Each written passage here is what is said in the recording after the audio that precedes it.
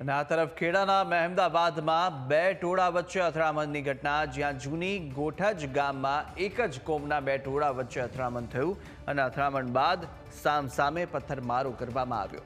બંને પક્ષે 50થી વધુના ટોળાએ હુમલો કરતા લોકોમાં નાસભાગ મચી જવા પામી છે.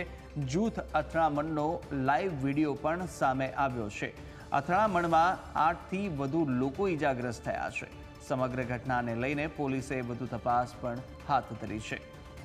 તો ખેડાની આ ઘટના છે. મહેમદાબાદની અંદર બે ટોળા વચ્ચે અથડામણ થઈ છે અને જૂની ગોઠજ ગામની અંદર એક જ કોમના બે ટોળા કે જેમની વચ્ચે અથડામણ થઈ હતી.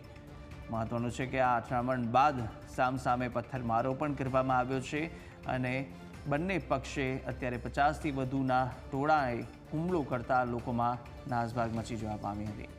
વધુ વિગતો મેળવે સંવાદદાતા યોગીન ફોન લાઈન પર જોડાયા છે. યોગીન, જે રીતે આ અથડામણ થઈ છે અને એક જ જૂથના બે જૂથ અથડામણ કરી હતી, શા માટે આ મામલો ઉગ્ર બન્યો છે અને હવે કયા પ્રકારની કાર્યવાહી પોલીસ કરશે? કુશાગ્ર, આ મહેમદાવાદના નવી ગોઠાજ ગામની ઘટના છે. અહીંયા એક જ કોમના બે જૂથો સામસામે આવી ગયા હતા.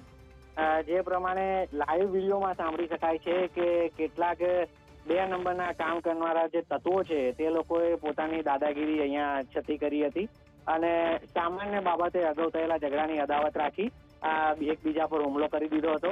જે રીતે દ્રશ્યોમાં જોઈ શકાય છે કે લાકડીઓ જેવા હથિયારો સાથે આ લોકો એકબીજાની સામે આવી ગયા હતા અને ત્યારબાદ પથ્થરમારાની ઘટનાને પણ આ લોકોએ અંજામ આપ્યો હતો. 8 જેટલા લોકો આ સમગ્ર ઘટનામાં ઘાયલ થયા છે. જે બાદ સ્થળ પર પહોંચેલી પોલીસે કાયદેસર કાર્યવાહી હાથ ધરી છે અને બંને જૂથો વિરુદ્ધ FIR દાખલ કરી છે.